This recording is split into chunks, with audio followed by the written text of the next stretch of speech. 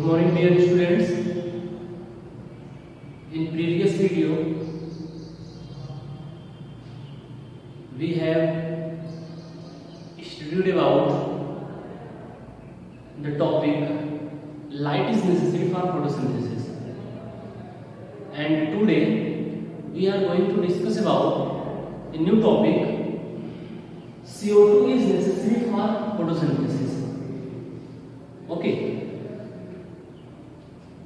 इसके पहले वीडियो में पिछले वीडियो में हम लोगों ने क्या पढ़ा कि फोटोसिंथेसिस प्रोसेस के लिए लाइट जरूरी है, सनलाइट जरूरी है। अगर सनलाइट नहीं होगा तो फोटोसिंथेसिस नहीं हो पाएगा। यही पढ़ा हमने ना। और आज के इस वीडियो में हम लोग ये पढ़ने जा रहे हैं कि कार्बन डाइऑक्साइड फोटोसिंथेसिस के लिए जरूरी है। हमने आपको बताया था कि चार चीजें फोटोसिंथेसिस के लिए जरूरी हैं। अगर इन चारों में से कोई भी एक चीज अगर एब्सेंट हो जाए तो फोटोसिंथेसिस नहीं हो पाएगा। और वो चारों चीजें क्या थी? First thing is CO2, second carbon dioxide, third sunlight and fourth chlorophyll. है कि नहीं? तो ये चारों चीजें जो है फोटोसिंथेसिस के लिए बहुत जरूरी है। तो समझिए कि हम लोग इस समय क्या पढ़ रहे हैं। हम लोग इस समय एक्सपेरिमेंट पढ़ रहे हैं अगर देखा जाए तो, और ये एक्सपेरिमेंट आपके प्रैक्टिकल से भी रिलेटेड है और आपके थ्योरी से भी रिलेटेड है। ठीक है ना? तो इस तरीके से तो लाइट फोटोसिंथेसिस के लिए बहुत जरूरी है। इसको हमने एक्सपेरिमेंट के द्वारा प्रूफ किया था, उसके बारे में पढ़ा। आज हम लोग ये प्रूफ करेंगे कि अगर CO2 नहीं होगा तो फोटोसिंथेसिस भी नहीं होगा। मतलब CO2 is necessary for photosynthesis. Photosynthesis process के लिए CO2 का होना भी बहुत जरूरी है। ओके, तो चलिए आइए शुरू करते हैं। सबसे पहले देखिए करेंगे क्या हम लोग। सबसे पहले हम लोग एक प्लांट लेंगे, potted plant. Firstly we take a potted plant and place it in 3 to 4 days in dark room।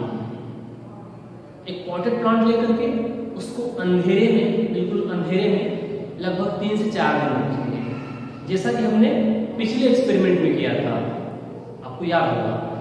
तो वैसे ही एक प्लांट लेंगे और उस प्लांट को लेकर के, पॉटेड प्लांट लेकर के उसको 3 से 4 दिन तक लगभग क्या करेंगे, अंधेरे में रखेंगे, डार्क रूम में रखेंगे। और डार्क रूम में रखने का तात्पर्य क्या है? क्यों रखेंगे ऐसा? क्यों रखेंगे? क्योंकि अगर पहले से इस प्लांट में फोटोसिंथेसिस हो रहा है, पहले से अगर फूड बन रहा है, स्टार्च स्टोर है उसकी लीफ में या उसकी बॉडी में, प्लांट की बॉडी में, तो वो पूरा का पूरा स्टार्च या फूड क्या हो जाए, सब यूटिलाइज हो जाए, खत्म हो जाए सब। है कि नहीं? तो इसलिए हम लोग क्या करेंगे, उसको अंधेरे में रखेंगे। फिर उसके बाद उस प्लांट को बाहर लाएंगे, अंधेरे रूम उस कमरे से बाहर लाएंगे, और फिर उसके बाद एक बड़ा सा बॉटल लेंगे।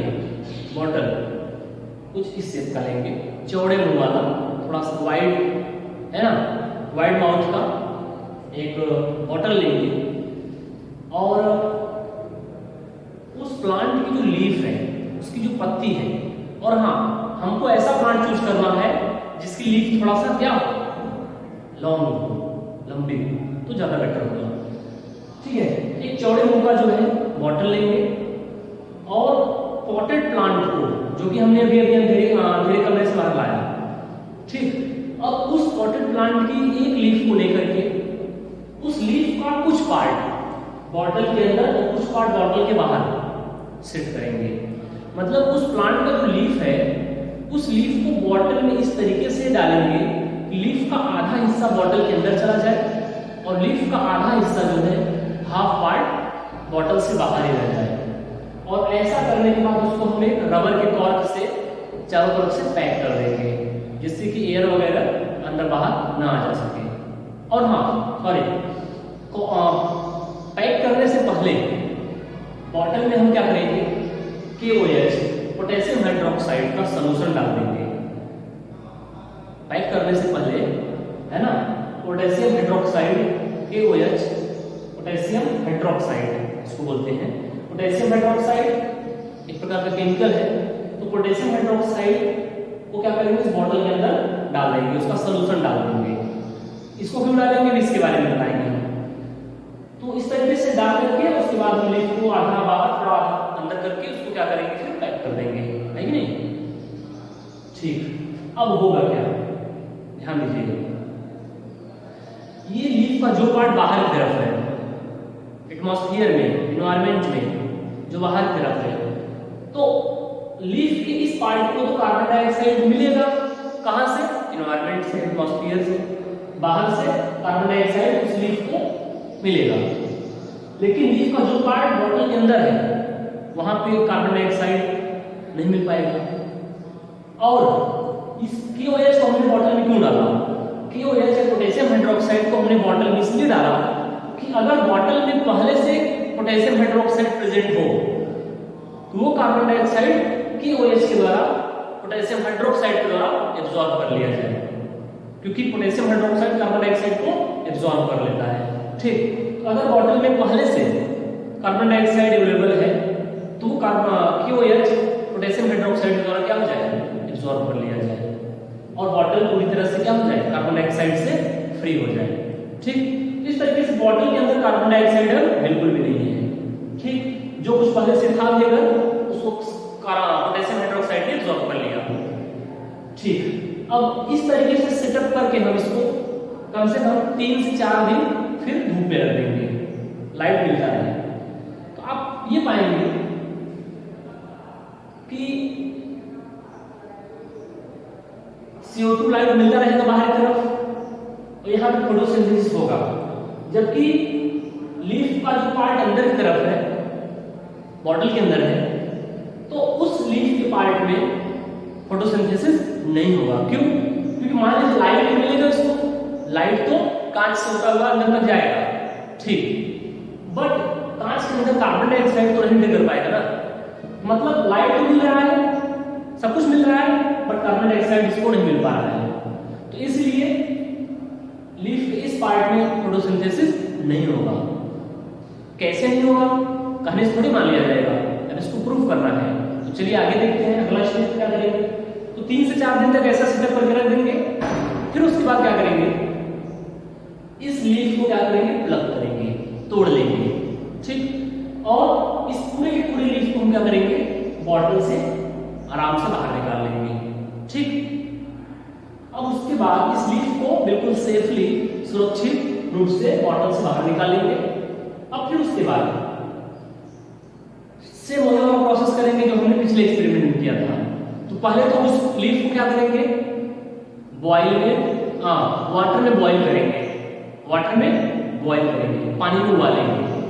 पानी में क्यों उबालेंगे, उसका क्या रीजन है, पानी में इसलिए उबालेंगे कि लीफ के जो सेल्स है और सेल के बाहर जो, या सेल में जो सेल मेम्ब्रेन है, वो सेल मेम्ब्रेन क्या हो जाए, टूट जाए, है कि नहीं, इसलिए उबालेंगे पानी में।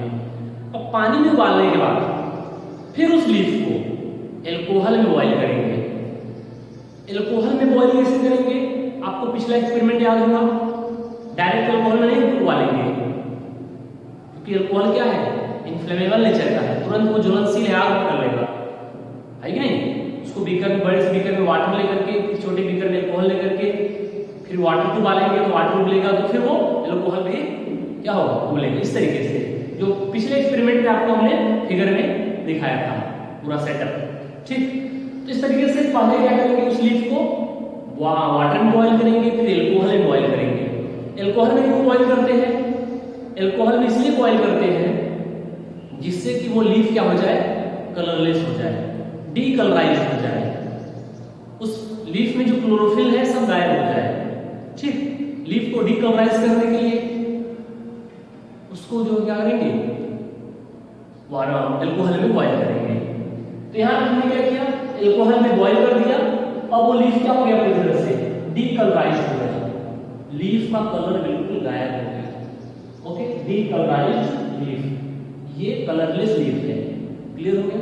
चलिए अब अगले स्टेप में क्या करेंगे हम, फिर पुराना वाला एक्सपेरिमेंट जो हमने किया था, एक ड्रॉपर लेंगे और ड्रॉपर में आयोडीन सोल्यूशन लेंगे, ड्रॉपर में आयोडीन सोल्यूशन लेंगे। ठीक, अब क्या करेंगे, उस लीफ के हर एक पार्ट पर आयोडीन सोल्यूशन को क्या करेंगे, गिराएंगे। तो आप ये पाएंगे कि लीफ का जो पार्ट बॉटल से बाहर की तरफ था, आयोडीन पड़ते ही, आयोडीन सोल्यूशन का ड्रॉप गिरते ही लीफ का वो पार्ट जो बाहर की तरफ था वो ब्लू या ब्लैक कलर का हो जाएगा, ब्लू या ब्लैक कलर का हो जाएगा। जबकि लीफ का जो अंदर वाला पार्ट था, बॉटल के अंदर जो लीफ था, वो डीकलराइज्ड ही रहेगा, कलरलेस ही रहेगा, उसका कोई कलर चेंज नहीं होगा, वो ब्लू या ब्लैक कलर नहीं लेगा। ठीक है, इससे हमें क्या, इससे प्रूफ क्या हुआ, सिद्ध क्या हुआ, इससे ये प्रूफ हुआ कि लीफ का जो पार्ट बाहर की तरफ था वहां पे लाइट, उसको लाइट मिला, कार्बन डाइऑक्साइड मिला, सब कुछ मिला, तो वहां पे फोटोसिंथेसिस हुआ, वहां पे स्टार्च बना, फूड बना और वहां पे स्टार्च स्टोर है। जबकि लीफ का जो पार्ट अंदर की तरफ था वहां पे CO2 नहीं मिला, बाकी चीजें मिली बट CO2 नहीं मिला, जिसके कारण क्या हुआ, लीफ का वो पार्ट डीकलराइज्ड हो गया, कलरलेस ही रह गया। ठीक है ना? और आपको मालूम ही है आयोडीन सॉल्यूशन से क्यों टेस्ट करते हैं, क्योंकि आयोडीन सॉल्यूशन जब स्टार्च से रिएक्शन करता है तो उसका कलर ब्लू या ब्लैक हो जाता है। ठीक है ना? स्टार्च क्या है? Starch is a type of complex carbohydrate and glucose is a type of simple carbohydrate. आपने कार्बोहाइड्रेट के बारे में सुना होगा, ठीक है ना? तो ग्लूकोज भी कार्बोहाइड्रेट है, स्टार्च भी कार्बोहाइड्रेट है, पर जो ग्लूकोज है वो सिंपल कार्बोहाइड्रेट है और जो आपका स्टार्च है वो एक कॉम्प्लेक्स कार्बोहाइड्रेट है। ओके, इस तरीके से इस एक्सपेरिमेंट के द्वारा ये प्रूव हुआ कि फोटोसिंथेसिस के लिए CO2 नेसेसरी है, अगर CO2 नहीं होगा तो फोटोसिंथेसिस भी नहीं हो पाएगा। क्लियर हो गया इतना चीज? अब हम लोग अगले एक्सपेरिमेंट में क्या पढ़ेंगे, अब हम लोग अगले एक्सपेरिमेंट में ये पढ़ेंगे, ये जानेंगे कि फोटोसिंथेसिस के लिए क्लोरोफिल जरूरी है, क्लोरोफिल भी जरूरी है। अगर क्लोरोफिल नहीं होगा तो फोटोसिंथेसिस नहीं होगा। Chlorophyll is necessary for photosynthesis. Okay, we are okay